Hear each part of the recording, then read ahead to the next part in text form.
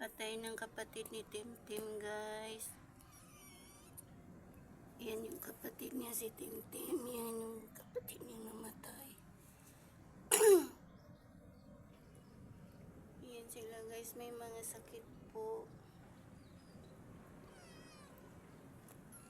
Kawawa naman ikaw. Wala ng kapatid. Ito po kasi sila, guys. Ibang nanay. Ito silang dalawa. Sila yung magkapatid na tunay. Kawawa naman. Nalungkot si Timtim kasi wala na yung kapatid niya. Nalungkot ikaw. Ay. Nalungkot ikaw. Kawawa naman. Kawawa naman. Ang bilis namatay, guys.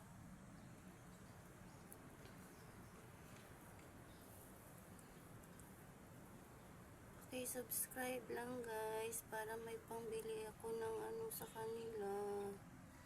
Kawawa. Ito din, may sakit din